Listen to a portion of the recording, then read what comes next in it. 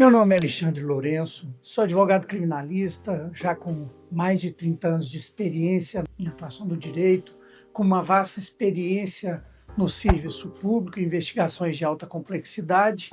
e agora atuando no direito criminal, na advocacia criminal, especialmente com crimes econômicos, crimes do colarinho branco, corrupções, operações de maior complexidade, com um foco bastante direcionado, mas não somente, para a apreciação do conteúdo probatório, da rigidez da prova, no âmbito que a gente chama de investigação defensiva, dentro do complexo de persecução penal.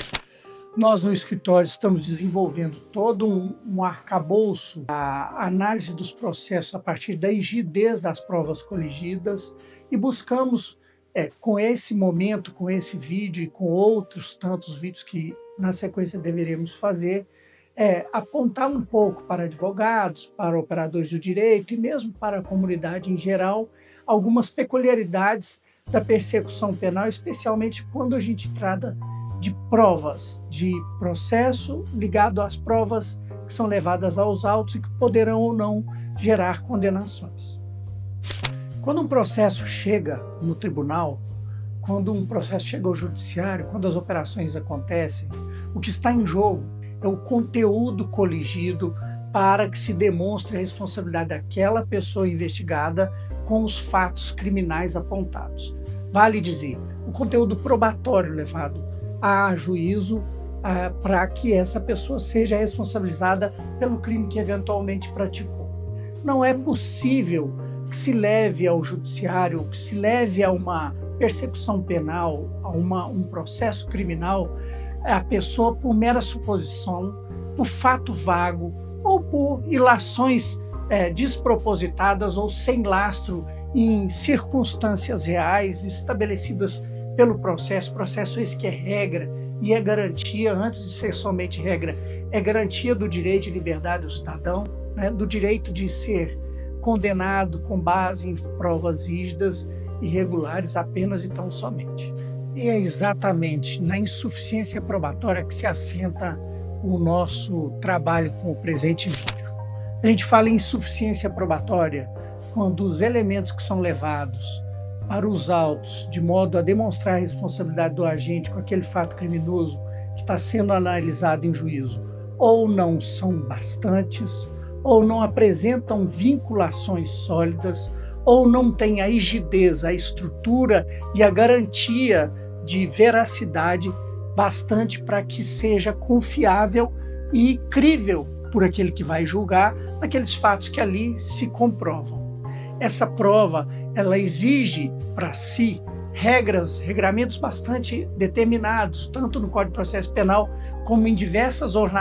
normativas outras, inclusive internacionais, para que se garanta àquele que está sendo processado a condenação com base em elementos efetivamente sólidos e não em especulações ou fatos vazios, ou ilações e construções realizadas a partir de narrativas não solidificadas, como eu disse. Essa garantia é que preserva, então, o direito de liberdade do cidadão e o direito de não ser condenado por fatos que não deu causa. Nesse momento, a gente tem que entender que esse conjunto probatório ele tem que ser, de fato, mais sólido e sólido bastante, porque o que está em jogo é um dos direitos máximos do cidadão, previsto na Carta Magna e nas normativas de direito internacional, que é exatamente a liberdade. E a dúvida, nesse momento, ela opera em favor do réu. Ela não opera em favor do Estado. Grandes operações, grandes processos, chegam a nos encher os olhos, às vezes, com relação aos fatos que ali se colocam. Às vezes, as grandes operações e as narrativas aprofundadas em relação a essas operações nos trazem a percepção de um convencimento real acerca da responsabilidade daquele que está sendo levado ali à responsabilização ou ao julgamento por aquele fato. Quando, contudo, se desce às provas propriamente dito, e esse descer às provas é uma análise extremamente técnica, hoje extremamente profissionalizada, percebe-se que são ligações construídas em muitas vezes pela mente humana a partir da leitura de fragmentos que não materializam por fim quando colocados, abstraídos daquele raciocínio, daquela narrativa trazida para a exposição midiática ou para a operação policial realizada ou operação do Ministério Público realizada naquele contexto. Vários casos no Brasil, e eu vou começar dos comezinhos, daqueles anônimos que atingem pessoas sem tanta fama, aquelas pessoas que são mais desprotegidas do ponto do direito de defesa economicamente estabelecido, até os mais relevantes, mas vários casos dão conta disso. E uma das máximas que muito se ouve no meio jornalístico e como justificativa para relaxamentos e relaxamentos de prisão, solturas, colocação em liberdade de pessoas levadas à justiça criminal, é exatamente a de que o Estado policial prende e o judiciário solta. Isso é muito comum a gente ouvir. Mas, na verdade, quando a gente desce aos autos, desce a análise dos elementos que ali estão colocados, salvo raras e honrosas exceções, a gente percebe que essa construção para a prisão não foi bem feita. São várias as óticas que iluminam essa construção e que exigem como ela deve ocorrer, e ela não é bem feita. Ela não é bem feita do ponto de vista da sua ordenação, às vezes, né? A origem dela vem maculada por aquele que toma a liberdade de praticar aquela ação, às vezes pela ausência de elementos probatórios que instruíram aquela operação, às vezes pela forma com que a operação é executada e às vezes pela forma com que que são interpretados os fatos amealhados no momento de formação daquele entendimento factual relacionado ao agente levado à justiça. Grandes operações dão também o exemplo disso. Nas grandes operações que a gente vê aí ao longo de muitos anos e vem vendo aí ao longo desses últimos 15, 20 anos, sendo formatadas e empreendidas pelas polícias judiciárias e pelos ministérios públicos dos diversos estados e da federação e do Distrito Federal, elas têm mostrado também esse problema, o relevo dessa atenção especial que tem sido deixada de lado para o conteúdo da formação da culpa. Operações como a Monte Carlo, operações como as que atingiram o centro do poder, como a Lava Jato, e outras tantas dão conta disso. Nós estamos vendo as pessoas sendo postas em liberdade sem o tratamento do fato em si, vale dizer, do crime propriamente dito. Mas a gente está vendo eles sendo colocados em liberdade por vício na forma com que foram levados à justiça e com que foram processados e julgados. É de se intrigar e a população às vezes não consegue compreender por que isso ocorre, mas tudo isso está relacionado exatamente com aspectos relacionados às provas, a formação das provas, a formação da responsabilidade e se espraia aí pela forma com que esse processo ocorre. Pelos vícios na tramitação desse processo, desde juízos incompetentes até julgamentos sem fundamentações sólidas. Nesse último ano de 2025, já também com um movimento relevante em 2024, e a gente estima que esse próximo ano, 2026 e adiante, nós temos visto o tratamento desses elementos com muito mais relevo, especialmente pelo STJ e pelo STF. Um rigor muito mais sério, muito mais forte do ponto de vista dos tribunais superiores no tratamento da prova, exatamente por entender a importância do direito à liberdade e os danos que o cerceamento da liberdade por um processo mal conduzido causam à pessoa que ali é posta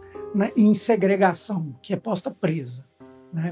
Casos que hoje estão trazendo esse nível de discussão e que não é uma discussão fácil. Nós registramos hoje um nível tecnológico na construção probatória muito alto, 90%, 99% das provas são construídas através de elementos tecnológicos ou por instrumentos de mídia,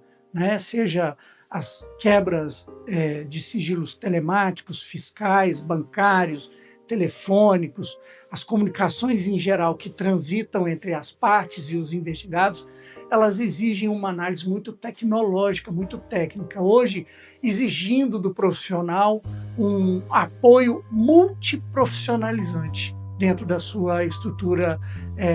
de análise. Nós não temos mais o advogado que consegue perceber determinadas nuances porque ele precisa de um profissional de TI, de um profissional, às vezes, de antropologia, um profissional, às vezes, da biologia e de outros ramos que consigam fazer a leitura desse conjunto para que se possa traduzir em palavras, em argumentos, a sua rigidez ou a ausência de rigidez junto ao Poder Judiciário. Por que é que eu estou tratando disso nesse vídeo? E por que nós trataremos muito mais em nossos próximos encontros? Porque nós estamos percebendo na atuação no direito criminal um sem número de vícios informando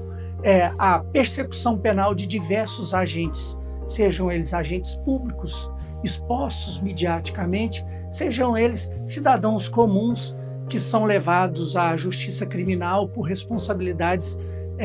calcadas em fatos mal construídos ou até mesmo inverídicos. Essa premissa ou essa obrigação em relação à prova, à rigidez da prova e ao cumprimento das regras procedimentais, ela não é uma faculdade, é uma obrigação para o Estado juiz, e é um direito do cidadão de não ser condenado injustamente, não ser levado à justiça por fato que não praticou ou não ser alcançado por elementos que não tragam solidez na formação de sua responsabilidade. Nós podemos falar disso tanto na forma com que o processo transcorre no momento do seu julgamento, considerado julgamento como todo o processo a partir do momento em que ele é denunciado, também na forma com que esse conteúdo probatório é construído e colocado nos autos. Hoje exige-se, de fato, uma análise muito técnica com relação a um vídeo, a uma comunicação de WhatsApp ou de qualquer outra mídia social, ou através de uma captura de comunicação ambiental ou de imagens. Elas exigem determinados rigorismos para que sejam levados aos autos. Nós estamos acompanhando a evolução da inteligência artificial na manipulação de imagens,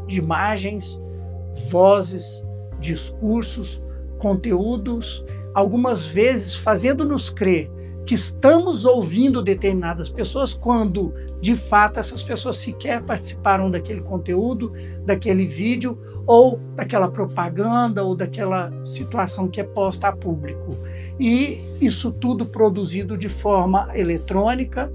fraudulentamente, de modo a trazer credibilidade para os fatos. Como dito, a suficiência probatória não é uma mera liberalidade, é uma garantia.